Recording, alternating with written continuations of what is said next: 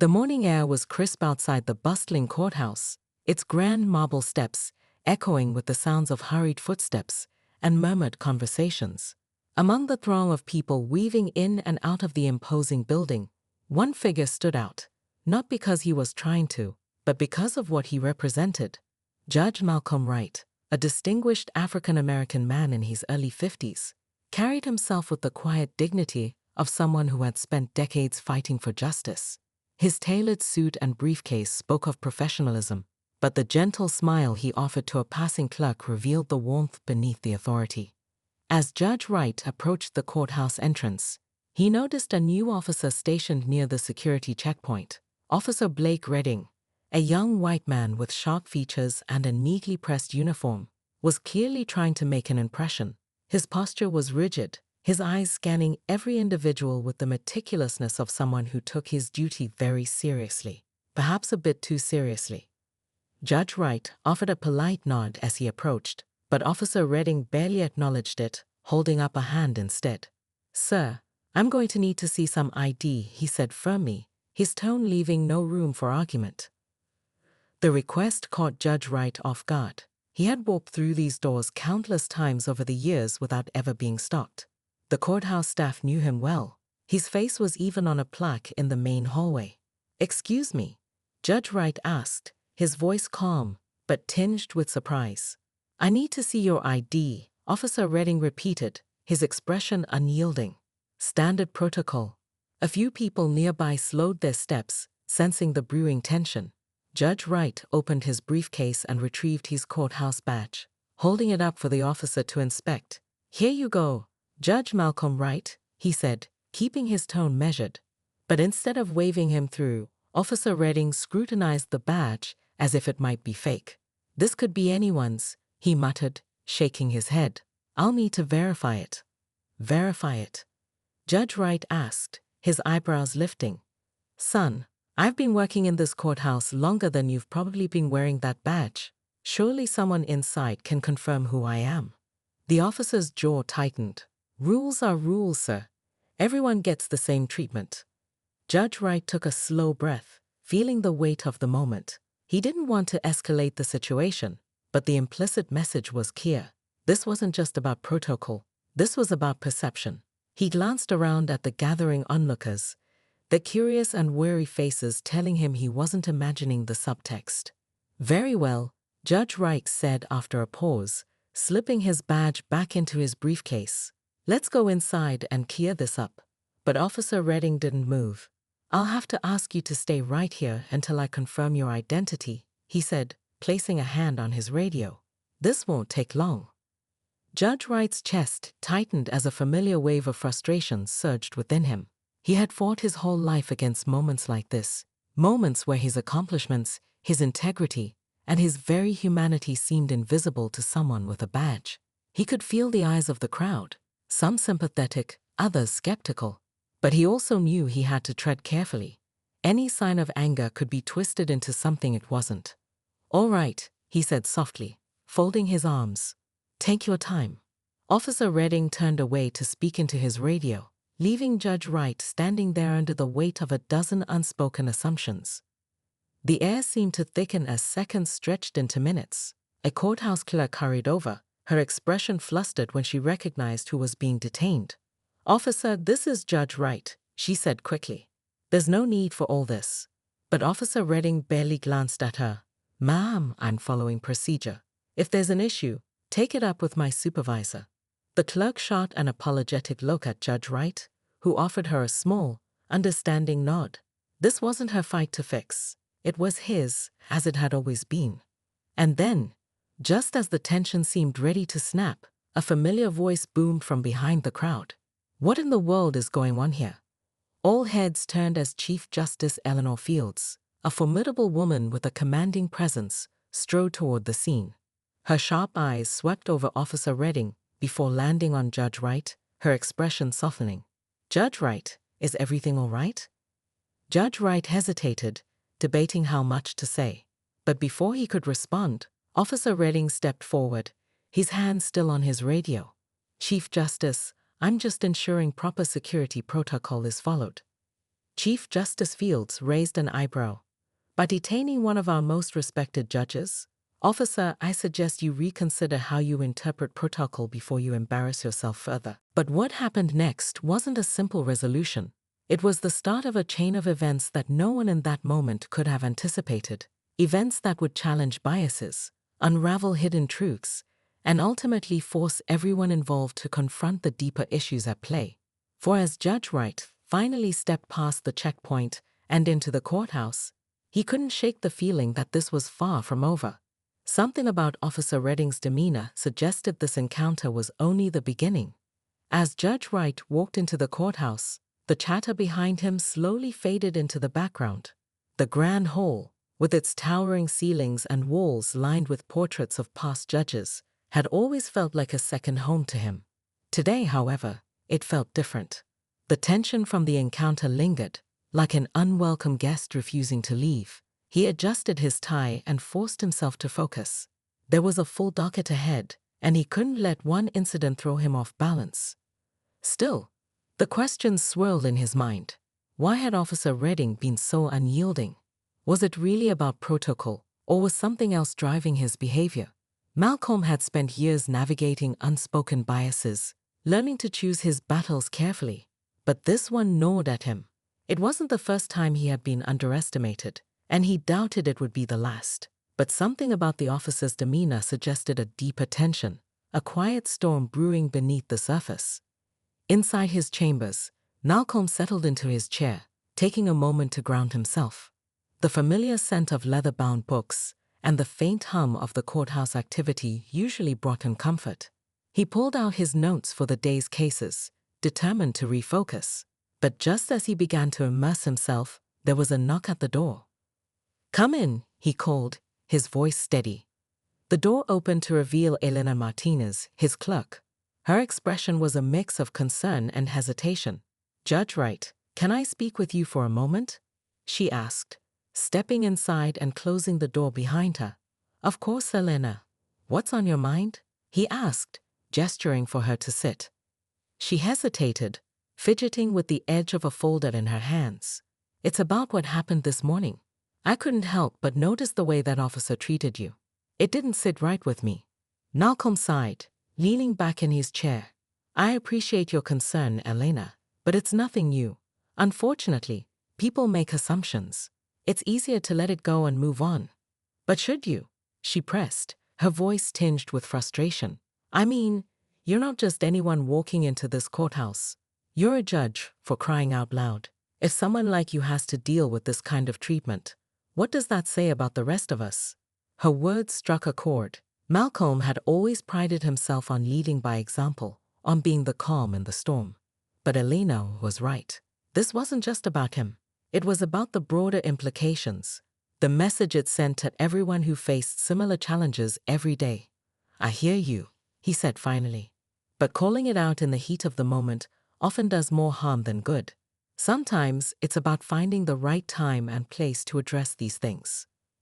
Elena nodded, though her expression remained troubled. "Fair enough. But if you ever decide to do something about it, know that I've got your back." "Thank you, Elena," he said with a small smile. "That means a lot." As she left, Malcolm felt a renewed weight on his shoulders. He had spent years climbing the ranks, earning his place in a system that wasn't always designed to welcome someone like him. And while he had seen progress, moments like this morning reminded him of how far there was still to go. The day unfolded in a blur of hearings and deliberations. Malcolm's focus on his cases kept him grounded, but every now and then, his thoughts drifted back to Officer Redding. Who was he? What had motivated him to act the way he did? Malcolm couldn't shake the feeling that their paths would cross again. By late afternoon, as the courthouse began to empty, Malcolm found himself lingering in his chambers. He stared out the window, watching the sun dip lowered in the sky. The soft knock at his door broke his reverie. This time, it was Chief Justice Fields. She stepped inside with her usual commanding presence, her expression unreadable. "Malcolm," she began, closing the door behind her, "I wanted to check in. That incident this morning, it hasn't left my mind." He gestured for her to sit, though she chose to remain standing. "It's not the first time something like that has happened, Eleanor," he said, "and I doubt it'll be the last." Her eyes narrowed. "That's exactly what concerns me. I spoke with the officer's supervisor. It seems this wasn't an isolated incident.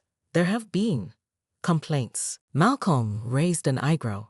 "Complaints? About what?" "About his conduct," she replied. "It seems Officer Redding has a tendency to, let's say, overstep, and not just with you." Malcolm frowned. The pieces beginning to fall into place. "What's being done about it?" "That's the problem," she admitted, her voice lowering. "The complaints haven't gone anywhere. The department is understaffed, overworked, and frankly, they're not in a hurry to stir the pot." "So, they're letting it slide," Malcolm said, his tone flat. "For now, yes," she admitted. "But I don't want this to escalate. If you want to pursue it, you'll have my full support. Just know it won't be easy." Malcolm leaned back in his chair, his mind racing. He had always been a firm believer in justice, justice that extended to everyone, even those who worked within the system. But this wasn't just about him. It was about ensuring that the courthouse, a place meant to represent fairness and equality, didn't become a battleground for bias and misconduct. "I'll think about it," he said finally. "Thank you for letting me know." As Chief Justice Fields left, Malcolm felt a mix of determination and unease. He didn't know what lay ahead, but one thing was clear. This wasn't over. The encounter with Officer Redding had opened a door to something much bigger, something he couldn't ignore. The next morning, as Malcolm approached the courthouse steps once more, he noticed Officer Redding standing at his post. Their eyes met briefly, and Malcolm saw a flicker of something in the officer's gaze. Was it defiance or something else? He couldn't tell. But as he walked past, he couldn't shake the feeling that their story was far from finished. The next few days at the courthouse passed in a strange, uneasy rhythm. Judge Wright maintained his usual routine, handling cases with his characteristic fairness and focus. But the tension with Officer Redding lingered in the back of his mind. It wasn't the kind of thing he could ignore, no matter how much he tried. Each time he passed through the security checkpoint, he felt the officer's watchful eyes on him, as though looking for a reason to intervene again. It was subtle, but Malcolm had learned to read these situations. The air between them was charged, though neither had exchanged a word since that first encounter. One afternoon, as Malcolm prepared for a particularly contentious case, Elena knocked lightly on his door and entered without waiting for an invitation. Her face was lit with a mix of excitement and concern. "Judge Wright, you're not going to believe this," she said, holding up a folded newspaper. She laid it on his desk, her finger pointing to a headline buried near the bottom of the page. The article described a recent incident involving Officer Redding. A local activist had filed a complaint against him for an alleged overstep during a peaceful protest a few months prior. The details were vague, but the story painted a picture of a man struggling to find balance between his authority and his impulses. Malcolm scanned the article, his brows furrowing. "This doesn't surprise me," he said quietly, "but it raises more questions than answers." "What do you mean?" Elena asked, pulling up a chair across from him. "I mean, this officer seems to have a pattern," Malcolm replied, tapping the paper with his finger. "He's drawn to situations where he feels the need to assert himself, sometimes inappropriately. The question is why? Is it about power, bias, or is something else dragging him?" Elena considered this, then leaned forward, her voice dropping to a near whisper. "What if you talk to him? Not as a judge, but as a person. Maybe there's a way to understand what's really going on." Malcolm shook his head. "You're giving him the benefit of the doubt. That's noble, but people like Redding rarely see reason unless they're forced to." "Maybe," she said softly. "But what if this is one of those rare times?" Malcolm didn't respond immediately. He respected Elena's optimism, but his own experience had taught him to be cautious. Still, the idea lingered in his mind. What would he gain by confronting Redding? And what would he risk by leaving it alone? Later that evening, as the courthouse emptied and the halls grew quiet, Malcolm lingered in his chambers, mulling over Elena's suggestion. He thought back to the countless encounters in his life where assumptions had been made about him, moments when he had to prove himself over and over, even in spaces he had earned a right to be in. He had learned to navigate those situations with grace, but each one left a mark. The sound of distant voices broke his train of thought. Rising from his chair, he peered out the window and saw Officer Redding near the courthouse steps, talking to another officer. Something about his posture caught Malcolm's attention. Redding wasn't the confident, rigid figure he had seen at the checkpoint. Instead, he looked agitated, gesturing with his hands as he spoke. The other officer nodded, but didn't seem to share his urgency. Malcolm watched for a moment longer before stepping away from the window. Whatever Redding was dealing with, it wasn't his problem. At least, that's what he told himself. The following morning, the courthouse was abuzz with whispers. A rumor had spread that Officer Redding had been involved in another confrontation, this time with a local journalist who had been covering a high-profile case. The details were murky, but it was clear the incident had drawn unwanted attention.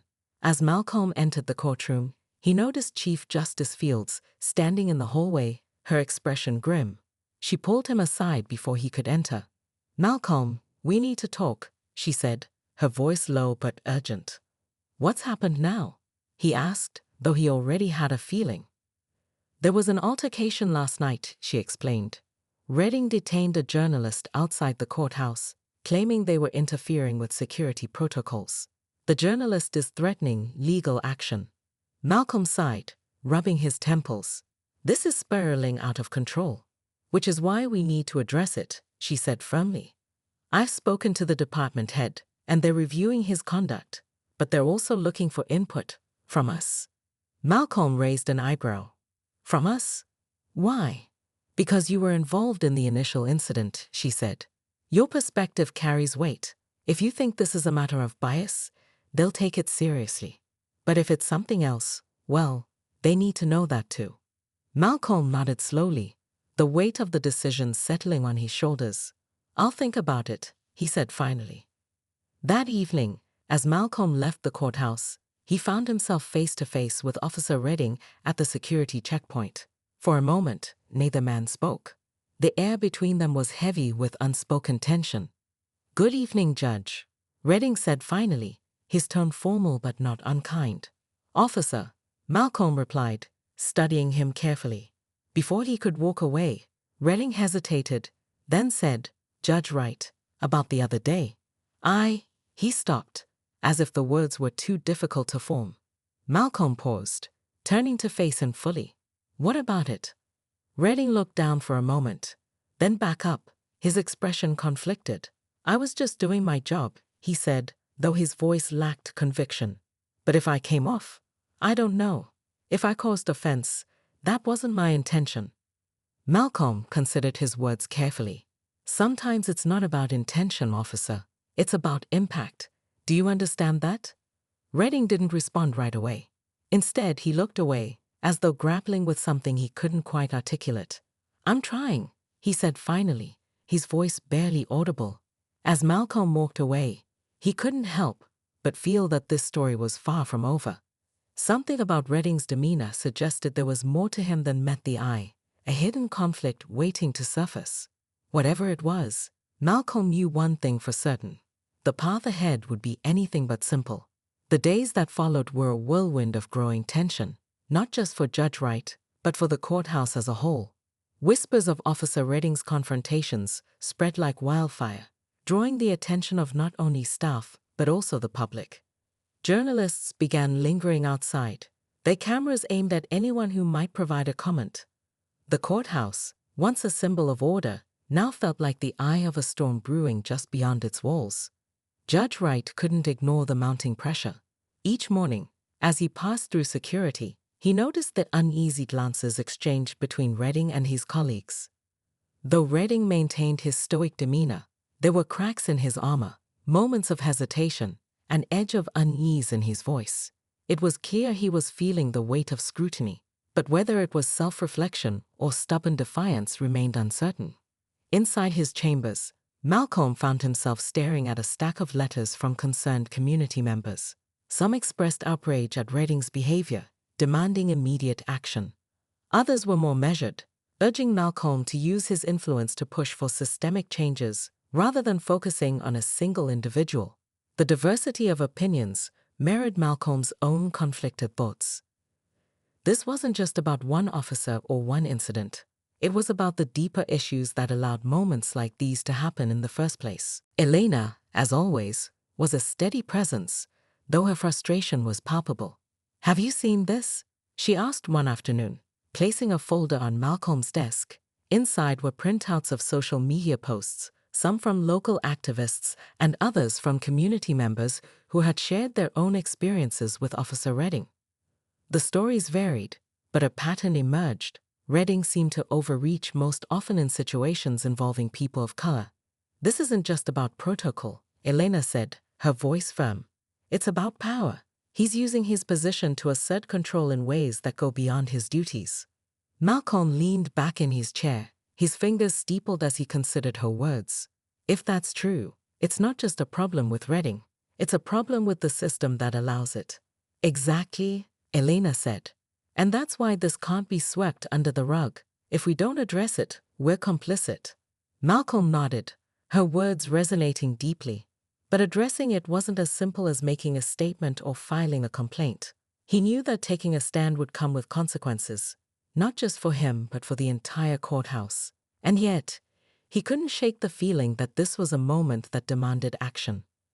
That evening, as Malcolm prepared to leave, he noticed a small group of protesters gathered outside the courthouse. Their signs carried messages like "Justice for All" and "Accountability Now." Among them, he spotted a familiar face: David Langston, a prominent civil rights advocate and someone Malcolm had worked with years ago on community initiatives. David's presence was both a surprise and a challenge, a reminder of the responsibility Malcolm carried as a figure of authority. As he approached, David stepped forward, his expression a mix of warmth and urgency. "Judge Wright," he said, extending a hand. "I was hoping to catch you." "David," Malcolm said, shaking his hand. "What brings you here?" David gestured to the group behind him. "The same thing that's brought everyone else. People are watching, Malcolm. They're waiting to see how this plays out." Malcolm sighed, glancing at the protesters. "You know I can't comment on ongoing situations." "I'm not asking for a comment," David said. "I'm asking for action. You're in a unique position to push for accountability, not just for Redding, but for the culture that enables him. This is bigger than one man." Malcolm nodded slowly, the weight of David's words sinking in. "I hear you," he said. "But change doesn't happen overnight." "No, it doesn't," David agreed. "But moments like this are where it starts. Don't let it pass by." The conversation stayed with Malcolm long after he left the courthouse. That night, he found himself poring over reports and statements, searching for clarity. The more he read, the more apparent it became that Officer Redding's actions were symptomatic of a larger issue. This wasn't just about one bad apple, it was about a tree that needed pruning. The next morning, Malcolm arrived at the courthouse earlier than usual. The air was heavy with anticipation, as though everyone could sense that something significant was about to unfold. As he approached the security checkpoint, he noticed Redding standing off to the side, his posture tense. Their eyes met briefly, but neither spoke. Inside, Chief Justice Fields was waiting. Her expression was unreadable, but the faint lines of worry around her eyes betrayed her concern. "Malcolm," she said, her voice low. "We need to talk." She led him into a private conference room, where a group of courthouse officials and department heads were gathered. The atmosphere was charged, the conversation already underway. "This situation is escalating," one official said, his tone clipped. "The media is circling, and the community is demanding answers. We need to decide how to proceed." "What about Redding?" another asked. "Is he being disciplined?"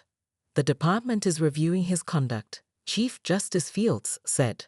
"But we all know that process takes time. In the meantime, we need to manage the fallout." Malcolm listened, his mind racing. He could feel the eyes of the room on him, waiting for his input. This was the moment he had been dreading. The moment where his words would carry the weight of decision, where his choice would set the tone for what came next. "I think we need to be honest," Malcolm said finally, his voice steady. "This isn't just about Officer Redding. It's about ensuring that the courthouse remains a place of fairness and justice for everyone who walks through its doors. That means addressing not only individual actions, but the environment that allows them to happen. The room fell silent, the gravity of his words hanging in the air. Chief Justice Fields nodded slowly, her expression thoughtful. "You're right," she said. "But how we handle this will determine whether we build trust or lose it entirely." As the meeting adjourned, Malcolm felt a mix of resolve and unease. The path ahead was uncertain, but one thing was clear. The conflict had reached a boiling point. What happened next would determine not only the fate of Officer Redding, but the integrity of the courthouse itself. And as Malcolm stepped back into the bustling halls, he knew there was no turning back. The next morning brought an unexpected development that sent ripples through the courthouse. As Malcolm arrived for the day's hearings, he noticed a crowd of reporters clustered around the entrance, their cameras flashing and voices clamoring for attention. At first, he assumed it was just a continuation of the media frenzy surrounding Officer Redding, but as he approached, he caught snippets of their questions that made his heart sink. "Judge Wright, any comments on the leaked footage?" One journalist shouted. Another asked, "How do you respond to claims that the system protected Officer Redding for too long?" Malcolm froze for a moment, his mind racing. Leaked footage. He hadn't authorized any release of information. Pushing through the crowd, he managed to reach the safety of the courthouse lobby, where Elena was waiting with a look of barely contained panic. "Judge Wright, you're not going to believe this," she said, thrusting a tablet into his hands. On the screen was a video that had already gone viral, showing security footage from the courthouse checkpoint. The clip captured Officer Redding's interaction with Malcolm during their initial encounter, the tension in Redding's voice, the way he stepped into Malcolm's path, and Malcolm's calm but firm response. But the video had been edited in a way that made the exchange seem even more charged, cutting away from key moments and adding captions that framed Redding as both overbearing and dismissive. "This is everywhere," Elena said, her voice tight. "And it's not just about what happened with you. There are other clips, other incidents with Redding, all strung together like some kind of exposé." Malcolm's stomach churned as he scrolled through the comments beneath the video. Opinions were sharply divided. Some condemned Redding outright, calling for his immediate dismissal. Others defended him, accusing the video's creators of bias and manipulation. The courthouse had become the epicenter of a public debate that showed no signs of cooling down. "Who leaked this?" Malcolm asked, his voice low but laced with frustration. Elena shook her head. "No one knows. But whoever it was, they're stirring up a hornet's nest." Before Malcolm could respond, Chief Justice Fields appeared, her expression a mix of anger and concern. "Malcolm, I need to see you in my chambers. Now." The meeting that followed was tense. Fields paced the room, her voice sharp as she addressed the gathered officials. "This video has put us in an impossible position. The public is demanding accountability, but we can't make decisions based on an edited clip. We need to investigate thoroughly, and that takes time." "But time isn't on our side," another official interjected. "If we don't act quickly, we risk losing the public's trust entirely." Malcolm listened silently, his mind working through the implications. The video had escalated the situation in ways he hadn't anticipated. It wasn't just about Officer Redding anymore. It was about the perception of the entire justice system. And while the video's authenticity and context were questionable, the issues it raised were very real. As the meeting dragged on, Elena texted him a message that made his blood run cold. Asterisk, "There's another video circulating now. You need to see this." Asterisk. Stepping out into the hallway, Malcolm watched the new clip, his jaw tightening. This time, the footage wasn't from the courthouse. It was from a community meeting held months earlier, where Redding had been a guest speaker. In the clip, Redding made comments that, while not explicitly inflammatory, carried an undercurrent of defensiveness about law enforcement's role in society. The video had been spliced to emphasize moments where he seemed dismissive of concerns about racial bias, painting a picture of a man unwilling to reflect on his own actions. Malcolm's thoughts swirled. The release of these videos wasn't random. Someone was orchestrating this, pushing the situation toward a boiling point. But who? And to what end? The answer came later that afternoon, in the form of a cryptic email forwarded by Elena. The message, sent anonymously to several news outlets, claimed to have more footage that would expose systemic failures at the courthouse. The sender promised to release it unless significant action was taken against Redding and others who had enabled his behavior. Malcolm's heart sank. This wasn't just a story about accountability anymore. It was turning into a power struggle, with the courthouse caught in the crossfire. Whoever was behind the leaks had an agenda, but their identity and motives remained a mystery. That evening, Malcolm sat in his chambers, trying to piece everything together. The pressure was mounting from all sides: the public, the media, his colleagues, and now this anonymous figure pulling the strings. Every decision he made felt like a potential minefield, with consequences he couldn't fully predict. The final blow came just as he was about to leave for the night. A junior clerk knocked on his door, her face pale. "Judge Wright," she said, her voice trembling. "You need to see this." She handed him a printed email, its contents making his chest tighten. The anonymous sender had named him specifically, accusing him of turning a blind eye to systemic issues within the courthouse. The message was laced with threats, promising to expose Malcolm himself if he didn't take a stand. As he read the email, Malcolm felt the weight of the situation pressing down on him. The stakes had never been higher, and the path forward had never been less clear. The question was no longer just about what to do with Officer Redding. It was about how far Malcolm was willing to go to protect the integrity of the courthouse, his own reputation, and the ideals of justice he had dedicated his life to upholding. The clock was ticking, and the next move would determine everything. The following day, Malcolm arrived at the courthouse feeling the weight of the past few weeks heavier than ever. Every step through the marble halls seemed slower, each glance from his colleagues carrying silent questions he couldn't yet answer. The anonymous threats, the leaked videos, the protests, it all culminated into a storm that he could no longer avoid. The time for deliberation had passed. It was time to act. Before his morning session began, Malcolm called for a private meeting with Chief Justice Fields, Elena, and the courthouse's security chief. Sitting at the conference table, he laid out everything: the anonymous emails, the coordinated leaks, and the broader implications of the unfolding situation.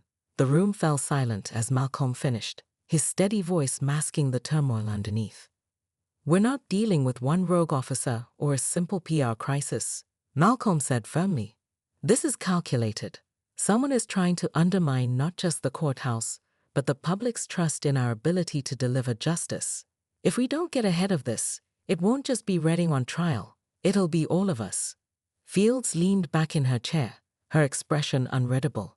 "So what do you propose, Malcolm?" "We need transparency," he replied. "An open forum where the public, the media, and the courthouse can address these issues head-on. We can't let someone else control the narrative. We take the lead, but we do it on our terms." Fields nodded slowly, then glanced at Elena. "You'll organize it?" Elena didn't hesitate. "Absolutely." The forum was scheduled for later that week, and the announcement sent ripples through the community. The courthouse would be opening its doors not for another legal proceeding, but for a public reckoning. Questions would be asked, and answers would be given. It was a bold move, one that could either restore confidence or dismantle it entirely. The day of the forum arrived, and the courthouse was packed. Journalists filled the back rows, while local community leaders and activists took seats near the front. Malcolm sat at the center of a long panel, flanked by Fields and other senior officials. Officer Redding was present, too, though he looked as though he'd rather be anywhere else. The forum began with Fields addressing the crowd, acknowledging the concerns raised by the leaked footage and pledging the courthouse's commitment to fairness and accountability. Then came Malcolm's turn. He stood and faced the audience, his voice steady but full of conviction.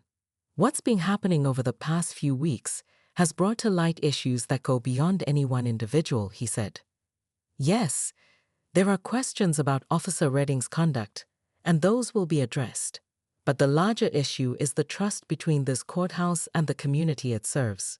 That trust has been shaken, and it's up to all of us, judges, officers, staff, and citizens, to rebuild it." As Malcolm spoke, he noticed a familiar face in the audience, David Langston. The civil rights advocate gave him a small nod, a silent gesture of support. Encouraged, Malcolm continued, opening the floor for questions and comments. The forum was tense but productive. Community members shared their frustrations and fears, while courthouse officials explained the steps being taken to address them.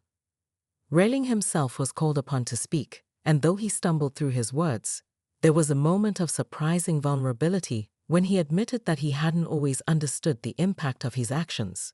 It wasn't an apology, but it was a start. Just as the forum seemed to be winding down, a man in the back of the room stood up.